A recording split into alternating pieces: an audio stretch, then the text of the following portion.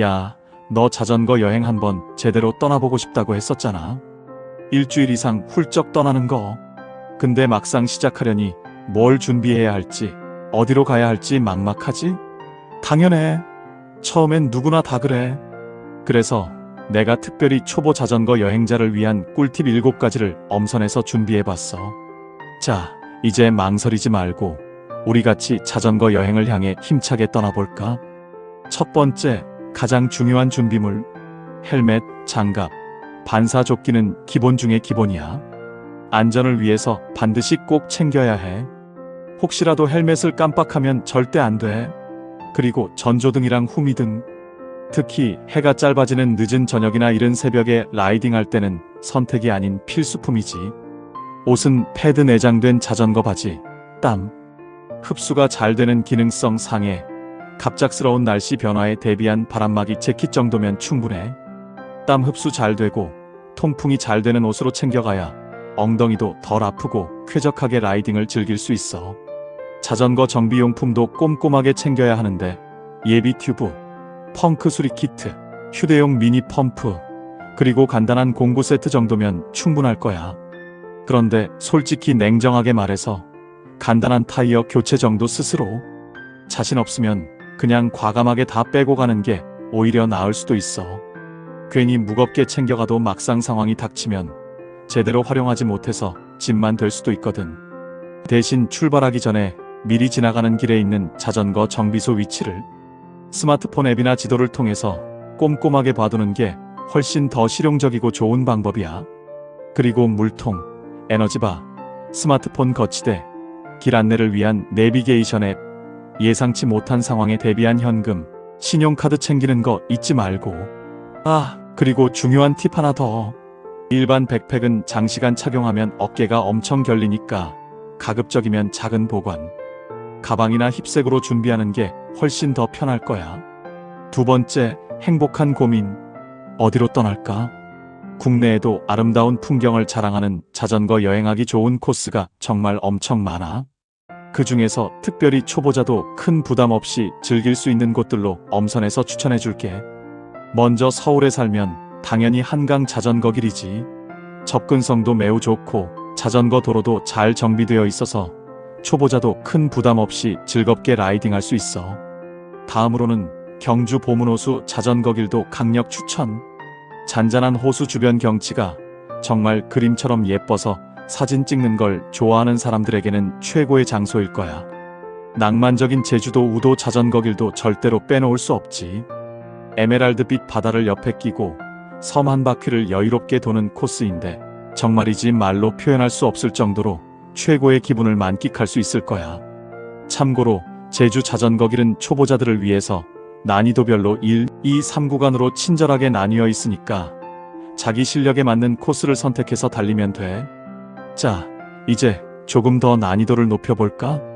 남한강 자전거 길은 팔당역에서 시작해서 양수역까지 약 13km 정도 거리에 위치하고 있는데 주변 경관이 정말 빼어나게 수려하고 자전거 도로도 안전하게 평지 위주로 잘 조성되어 있어서 초보자도 큰 어려움 없이 완주할 수 있어. 특히 폐철로 구간을 지날 때 발밑으로 시원하게 펼쳐지는 강줄기랑 도로가 아찔하면서도 짜릿한 경험을 선사해 줄 거야. 평화누리 자전거 길 파주 34코스는 총 길이가 약 43km 정도 되는데 자전거 도로가 전반적으로 잘 정비되어 있을 뿐만 아니라 쉼터도 곳곳에 많이 마련되어 있어서 초보자도 충분히 도전해 볼 만해. 또한 행주산성, 오두산 통일전망대 같은 유명한 볼거리도 풍부하니까 자전거도 타고 겸사겸사 주변 관광도 즐기면 일석이조겠지? 인천에 숨겨진 보석 같은 곳, 신도, 시도읍 모도 투어, 자전거 길도 강력 추천. 자전거를 타고 섬 구석구석을 탐험하는 특별한 재미를 느껴볼 수 있을 거야. 섬진강 자전거 길이나 낙동강 자전거 길, 그리고 아름다운 동해안 자전거 길은 코스 자체가 거리가 꽤 기니까 어느 정도 자전거 여행 경험을 쌓은 다음에 천천히 도전해보는 것을 추천할게. 세 번째, 장거리 자전거 여행 꿀팁 대방출. 일단 자전거 여행을 떠나기 전에는 충분한 체력 관리가 필수야. 스트레칭이랑 가벼운 근육 이완 운동을 꾸준히 해주고 출발할 때는 절대로 무리하지 말고 여유롭게 천천히 출발하는 것이 중요해. 출발 전에 브레이크 작동 상태, 타이어 공기압은 적절한지, 체인 상태는 괜찮은지, 기어 변속은 부드럽게 잘 되는지, 전조등이랑 후미등은 제대로 작동하는지 등등 꼼꼼하게 자전거 상태를 점검하는 것도 잊지 말고, 장거리 라이딩 할 때는 물통에 물을 충분히 채우고 에너지바나 간단한 간식을 꼭 챙겨서 수분이랑 에너지를 수시로 보충해주는 것이 무엇보다 중요해. 힘들 때는 억지로 참지 말고 지칠 때마다 적절하게 휴식을 취해주는 것도 잊지 말고, 안전을 위해서 헬멧이랑 무릎 보호대는 반드시 착용하고, 야간 주행 시에는 전조등이랑 후미등을 꼭 켜고 타야 해. 마지막으로 코스를 선택할 때는 무리하게 어려운 코스를 선택하기보다는 자기 체력이랑 경험에 맞는 적절한 코스를 신중하게 선택하고, 혼자 외롭게 가는 것보다 여러 명이 함께 그룹 라이딩하는 것도 안전하고 즐거운 여행을 위한 좋은 방법이 될 수 있어. 네 번째, 어떤 자전거를 선택해야 후회 없을까? 장거리 라이딩에는 역시 엔듀런스 자전거가 최고지. 편안한 지오메트리로 설계되어 있어서 장시간 타도 엉덩이가 덜 아프고 피로감을 덜 느낄 수 있거든. 하지만 솔직히 말해서 비싼 자전거보다는 자기한테 제일 잘 맞고 편안한 자전거가 가장 좋은 거야. 어떤 지형을 주로 달릴 건지, 짐은 얼마나 실을 건지 등등 여러 가지 상황을 고려해서 신중하게 자전거를 선택하는 것이 중요해. 다섯 번째, 꿈꿔왔던 해외 자전거 여행. 어디로 떠나면 좋을까? 베트남 호이안은 자전거를 쉽게 대여할 수 있을 뿐만 아니라 도시 전체 분위기가 너무나 평화롭고 아름다워서 자전거 여행을 하기에 더할 나위 없이 완벽한 곳이야. 자전거 도로가 정말 잘 정비되어 있어서 자전거 타는 사람들에게는 천국과도 같은 네덜란드 암스테르담도 빼놓을 수 없지. 고즈넉한 분위기의 일본 교토는 자전거를 이용해서 역사적인 랜드마크들을 편리하게 둘러볼 수 있다는 매력이 있어. 마지막으로 벨기에 앤트워프 역시 자전거 친화적인 도시로 유명하니까 한번 방문해보는 것을 적극 추천할게.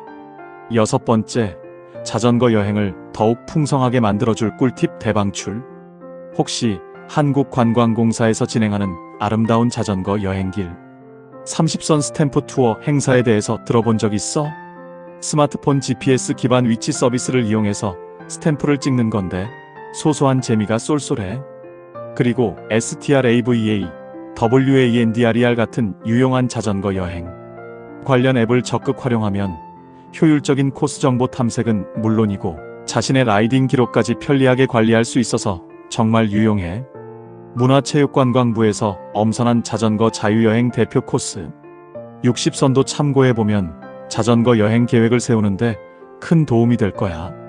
마지막으로 아무리 강조해도 지나치지 않은 가장 중요한 것은 바로 안전이야.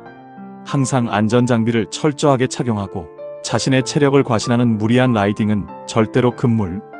그리고 무엇보다 중요한 건 자전거 여행 자체를 즐기는 것이니까 주변 풍경을 감상하면서 여유롭고 편안하게 즐겨봐. 자, 이제 모든 준비가 완료되었으니 망설이지 말고 훌쩍 떠나자. 언제나 안전하고 행복한 자전거 여행이 되기를 진심으로 응원할게.